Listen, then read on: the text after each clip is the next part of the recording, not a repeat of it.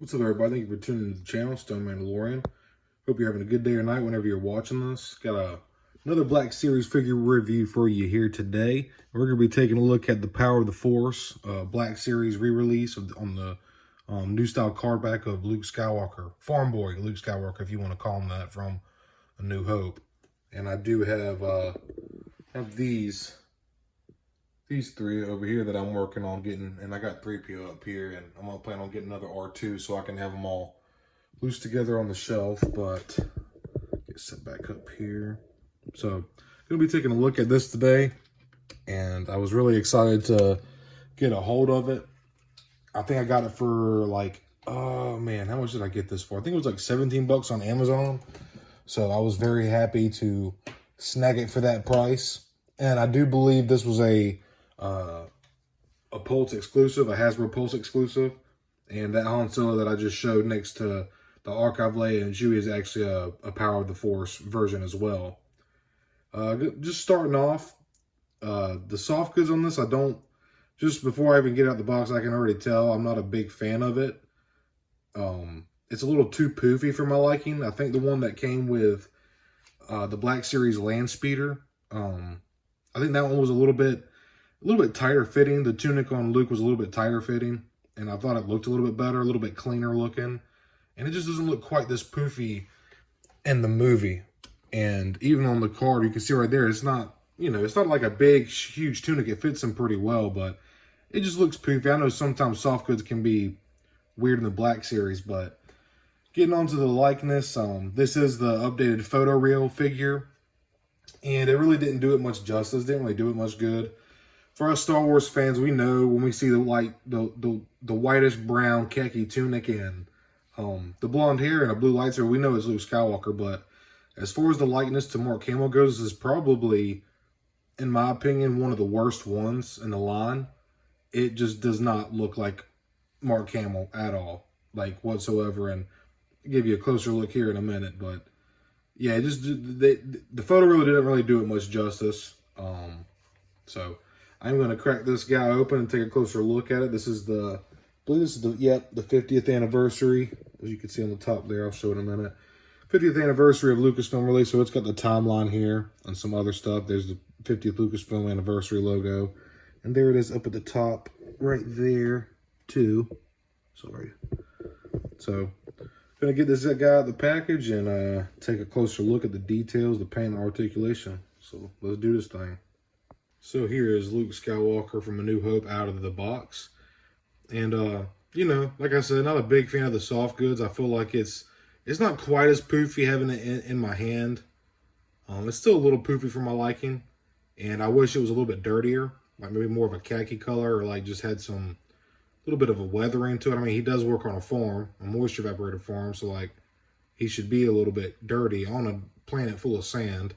So, but this is an older figure, so no butterfly joints. We got the double jointed pinned knees, and I believe the arms are pinned as well. Articulation isn't anything crazy, well, except for the double jointed legs, which I'll get to in a minute here. And he does come with Anakin's lightsaber, or his lightsaber. And like I said, this is the older figure, so the blade itself is very thin, and it's a very light blue hue. It's not quite as juicy as some of the newer Black Series sabers. And he also does come with a pair of macro binoculars, which you see him use in A New Hope when he spots the Sand People with C-3PO looking for R2 later on when he leaves the Owen's farm. So gonna get him off the stand, get a look at the details and paint and articulation. So starting off here is his macro binoculars, which is painted very, very cleanly. They did a very good job painting this. Looks very nice. Where you look through with the eyes. I believe this is the bottom. So he would look at them like this. This is the top, I believe. But yeah, that's very, very cleanly painted. Cool sculpt. Very cool. And then we'll take a look at his lightsaber real quick. Put that out. I had a really hard time getting him to stand. I kind of had to make his feet a little bit wider. Getting a little stand. So This is Anakin's lightsaber, as we see. And from A New Hope, and obviously Revenge of the Sith, this is Anakin's last saber he owned. And like I said, the blade itself is very, very thin. And it's a very, like, palish blue. It's not quite as juicy or vibrant as the newer. Even with my hand behind it, you can just, it almost looks like it has like a clearish hue to it. But, whoops. The red is very nicely applied. The slight little black, nothing crazy. And this does peg onto Luke, and I'll show you his belt now. That little hole when the blade does pop out, so if you want to pull that out and store right here on his belt, works pretty good. And the belt's painted pretty nice. Got some goldish bronze on there, the brown, the black, and the silver here. Some nice sculpting on the pouch right here. And it just sits on top. It's loose. Nice texture on the pouches there. Hair's pretty blonde, but he is kind of a light blonde in that first movie. And there's the face. Like I said, this is probably, in my opinion, one of the worst likenesses in the line, in my opinion. Obviously, before the photoreal came along, this is photoreal applied, and it's just like little ink jet dots are applied for the eyes and the lips and all that stuff. But the detail, the sculpting on the hair looks pretty okay though. Doesn't look bad. I mean, like, it could be better, but for an older figure, it looks pretty good. And the tunic, very poofy, but got his legs wrapped. Pins. And yeah, so get on to the articulation here. Get this camera in focus so y'all can see, and get them in a full T. And I'm sure his arms do go all the way around. Yeah, they do. It gets a little, kind of binds his tunic a little bit, but they do swing all the way around. And yeah, double jointed pins in the arms as well. So look at that. He can touch his chin. That's the thing I do like about these pins. They look a little wonky, especially on fleshy figures, as you can see there. But, you know, way, way below 90. So that's some really good articulation. He's got horizontal hinges on both sides. Got a horizontal hinge here. This damn camera, y'all, giving me trouble. And he's got a horizontal hinge on this side as well. Very typical for the Black Series. He's got a little bit of lean back, not much. Pull that tunic back down. He can lean forward a decent amount. No real head tilt. It can go all the way back and forth.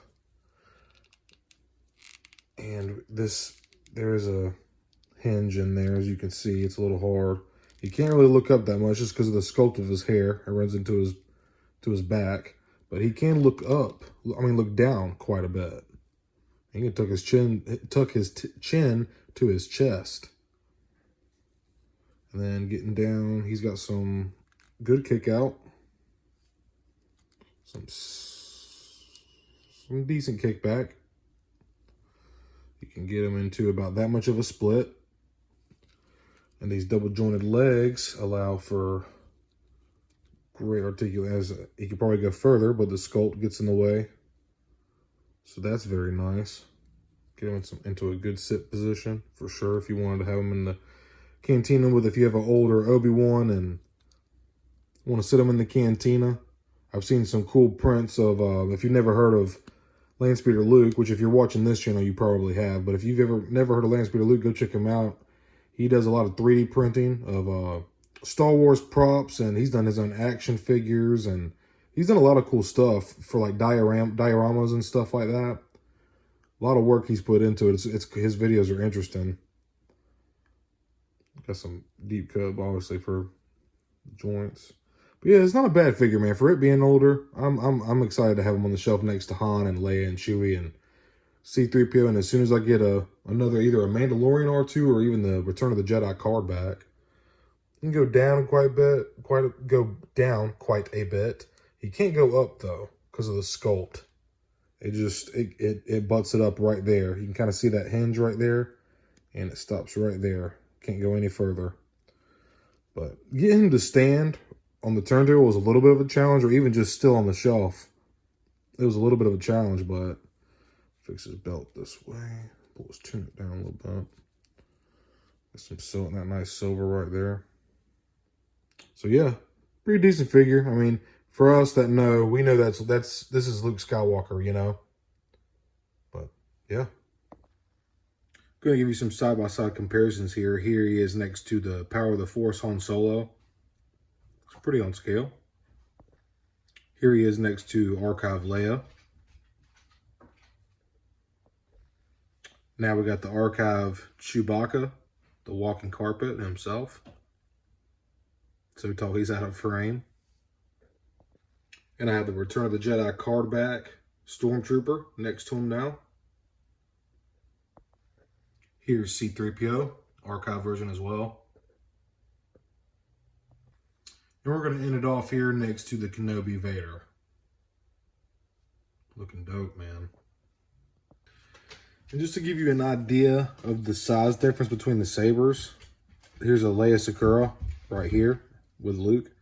And you can see how much deeper of a blue Ayla's is than Luke's, and the thickness of it. A lot sturdier, a lot thicker. Total difference. Like, look at that from afar. Like, you can tell Ayla's is blue. So, definitely another big difference as well. Something cool I just found out, and I don't know if this is designed this way. Don't mind my nails. I know I need to clip them. But this actually, on the bottom piece, this actually has a little clip. See where that comes up? Somewhere you can probably actually put this on Luke's belt, which I probably will do, so that's pretty cool. I reckon that's probably what it's for. So even with this being an older figure, minus the lightsaber and the bad photo reel and the kind of poofy, too clean tunic in my opinion, this isn't a terrible figure by any means. Is it one of the greatest in the line? No, not at all. I'm not a huge fan of it, but it is a good representation for Episode 4, A New Hope Luke, and I really wanted it. And I'm happy to have him. I can honestly say, you know, not a tremendously crazy ran about geeking over figure, but it is Luke Skywalker nonetheless. And the accessories are pretty cool, but minus the lightsaber being thinner, not really a very deep colored blue. But the macro binoculars are pretty cool. And I actually have an extra E11 blaster from Leia, my archive Leia, that I'm probably gonna have Luke hold instead of the lightsaber, and I'll probably put the lightsaber aside and keep it safe somewhere, but I'll have them all with their blasters and stuff like that, and I think it'll look really dope. But if you enjoyed my review, leave me a like. I really appreciate it. Consider subscribing. I do a lot of Black Series videos and other Star Wars content. I really appreciate it. So thank you for watching. Hope you're having a good day, night, evening, whenever you're watching this. I really do appreciate it. May the Force be with you.